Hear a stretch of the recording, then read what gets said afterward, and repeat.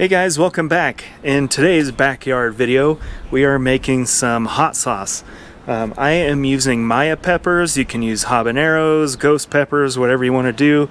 Either way, it's going to be super hot, which is my favorite thing. We've got all of our ingredients set up outside. You definitely don't want to work with peppers inside the house. I mean, you can, but you're going to burn your eyes out. Over here, we've got 20 Maya peppers. This is actually kind of a double batch, so it'll make like 2.5 cups or so. But anyway, we've got 20 Maya peppers. We need 2 medium onions. You just want to kind of slice them out like so. We've got 2 large carrots chunked up. Over here we've got 8 cloves of garlic.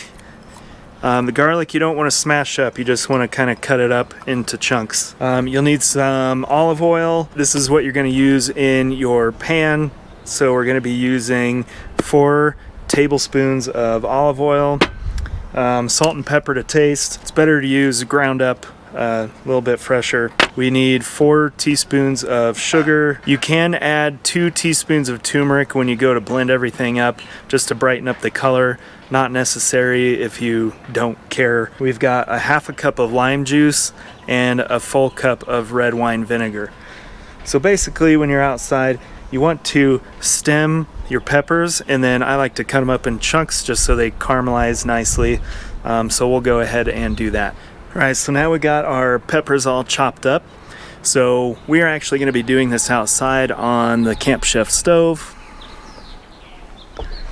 So over here we have a nice cast iron skillet. Using cast iron is great because it brings out all the flavors and all the different foods that you make in it. So what we're going to do in the cast iron is add our olive oil as well as all the vegetables, and we're going to caramelize everything right in here. You'll salt and pepper, then you take the sugar, the lime juice, and the red wine vinegar and put it all in a blender, and we'll get to that here soon. So we'll go ahead and get this guy started.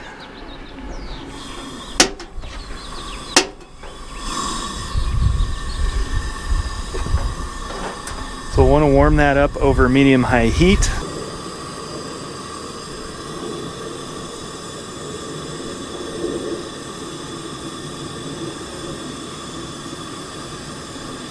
All right, so we got 4 tablespoons of olive oil there. Go ahead and let that guy warm up.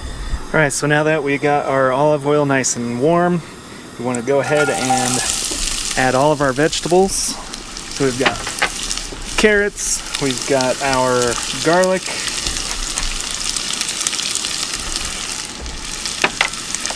we've got our onions,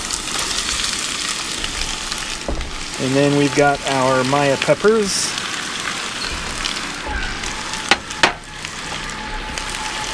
Now we'll go ahead and salt and pepper this whole thing.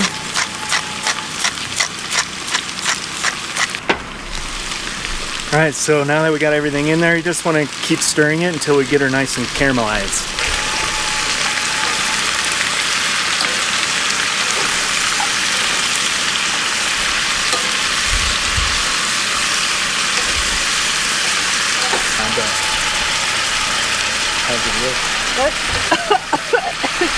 Glad you're cooking it outside.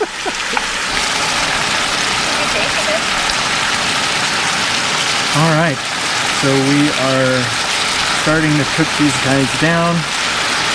As the wife over here says, make sure you do this outside when it's nice out, because this will burn your retinas right off your eyeballs. Hits you right in the chest. So yeah, we want to cook these until they're nice and caramelized. These were actually frozen peppers, so we're going to have to cook these extra and get all the moisture out of them as well. We are getting nice and caramelized, getting really close. And I have to say, don't breathe it in, because this, oh my god, oh, it gets really hot. Oh, woo! Do not breathe this in.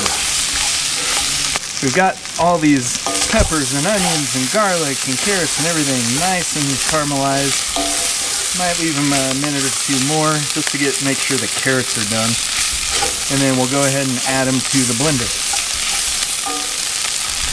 All right, now that all the vegetables are nice and cooked, they look beautiful, we're gonna go ahead and add them into our blender.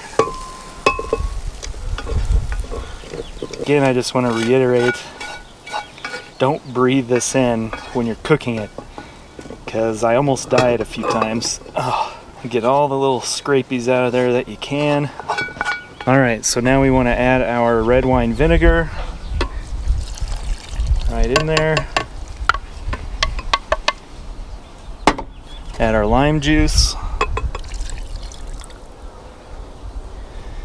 All right, and a little bit more salt.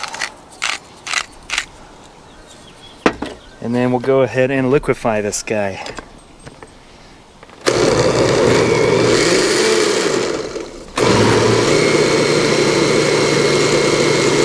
So if your hot sauce consistency is a little too thick for you, you can add just a teeny little bit of cold water. This is too much, but just a little bit of cold water and then blend her up again. Alright, so once you get this to the consistency that you want, again, just use small amounts of cold water until you get a nice hot sauce consistency. I like mine a little thicker, I suppose, so not adding too much cold water to it, but you can see nice and pureed there, and that'll be good on just about anything. So once you get everything the way you want it, we just have these little jars that we've had for other hot sauces in the past.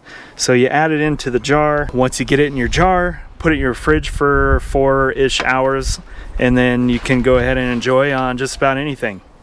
So I'm gonna go ahead and get this in here, maybe with the help of my assistant. She can hold on to How long will this last in the refrigerator, you think?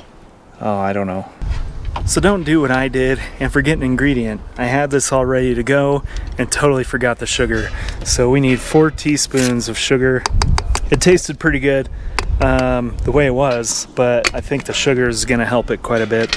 And then this is a pretty thick consistency, so I think I'm going to add some water to it again and then blend her back up. I'm going to give it a try.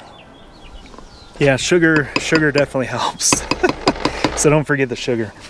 All right, so we're gonna go ahead and bottle these up and yeah, stick them in the fridge for 4 hours and enjoy. All right, so we got our nice jar of hot sauce. Depending on the heat of the peppers that you're using, this is gonna get really hot. Maya peppers, very, very hot.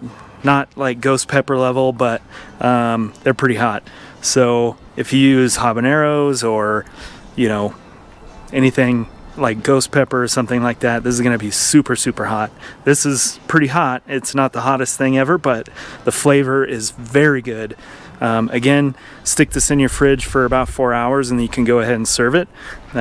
Use it on chips if you want, or tacos, or you know, pizza, anything. But anyway, I hope you guys liked our backyard cookout. If you have any other questions about what we did here or ingredients or anything like that, please let us know in the comments below. If you have any other ideas of what we could do out here in the backyard on the Camp Chef stove with some cast iron, let us know. Otherwise, we'll see you on the next video.